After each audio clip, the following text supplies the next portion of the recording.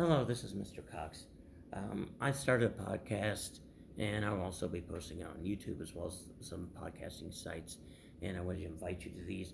But I also have a YouTube channel called Mr. Cox's Supercharged Intercooled Science and Animal Videos. Originally, just started with animal. And I thought, or science, excuse me. And I thought, well, a lot of people like animals. I love animals. Always loved animals. Have a lot of animals around. Enjoy cats, dogs, wildlife. I don't understand when people if they like cats, they hate dogs. If they like dogs, they don't like cats. I love them all. They're all cool.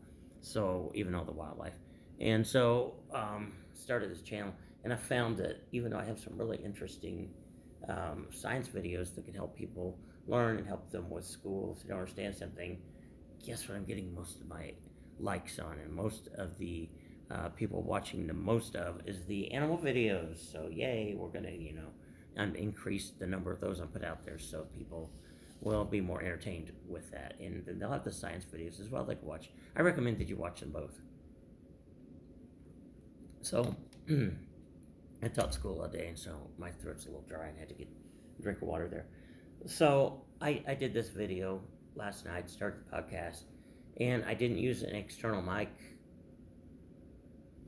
Well, lo and behold, when I listened to it on my cell phone, it sounded fine, but when I downloaded it to YouTube and then listened to it, you can barely hear me. So I'm trashing that one. Plus, the lighting was poor because I was in the vehicle, sitting in a parking lot. I wasn't driving. I wasn't being safe. And the sun was going down, and it got dark and dark. So I thought, I'll just redo this. So a lot of my videos, here's my background.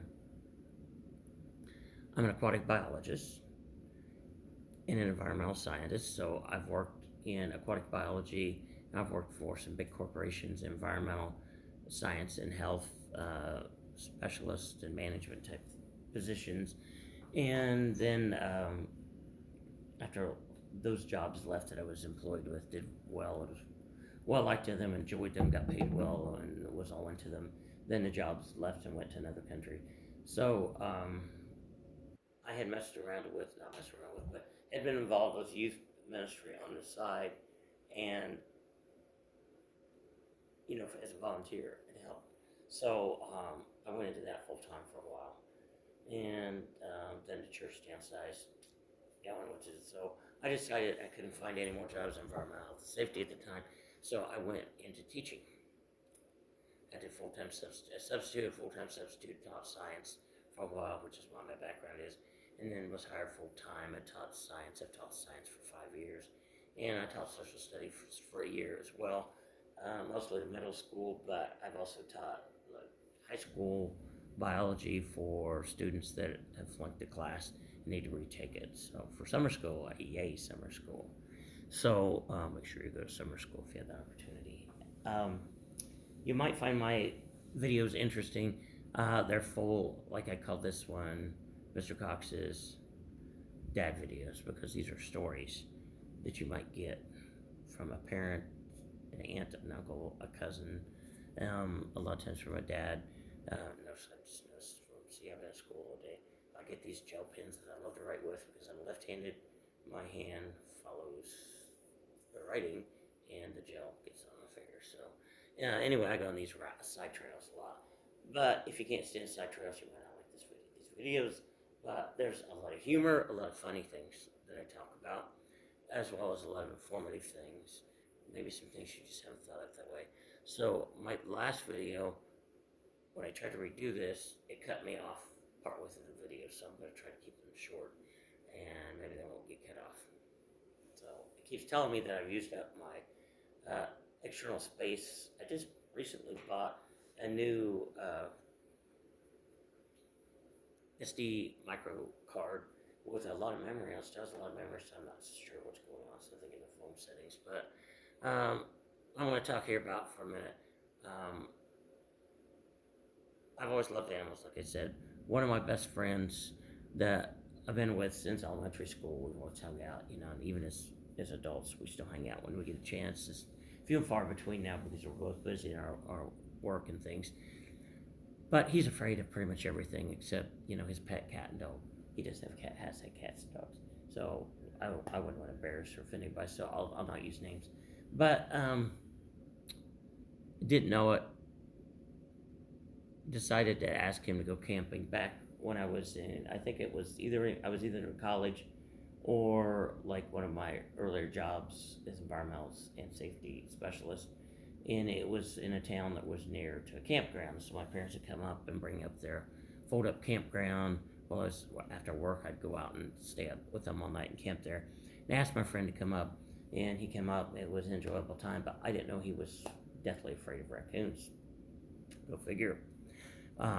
We had, now I guess most places are recommending you don't feed them, so I'm not feeding them in campgrounds.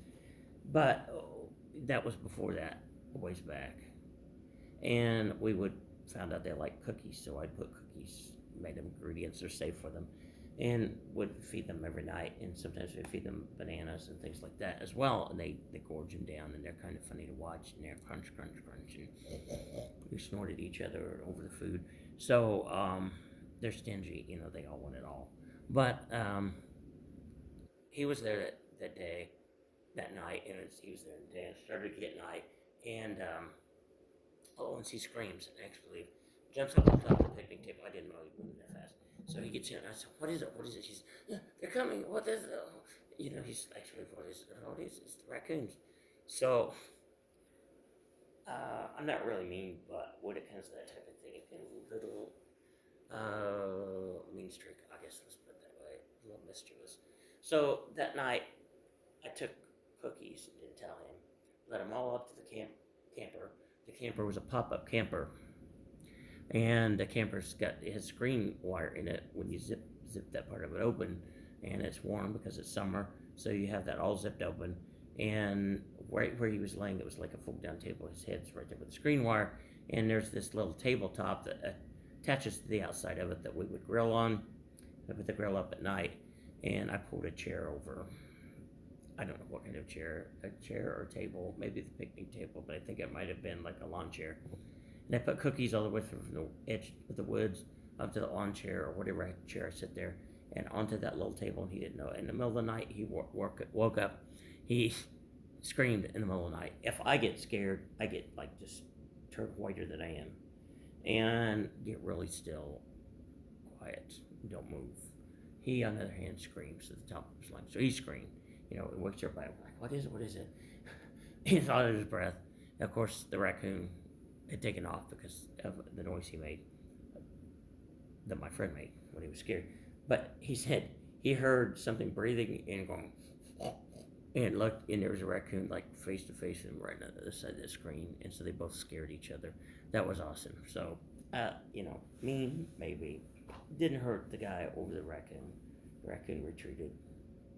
I started sitting back in the woods, but I'm sure it cleaned up more of the campground before it left. Another time, he would always have these things happen to him, and I'll tell more of them. I keep the videos short. I'll tell more in some other videos, but I'll talk this about a little bit. When he was at his mom's house, possum, Virginia possum. I'm from Indiana, and this is Indiana, but we call them, their actual technical name is Virginia possum.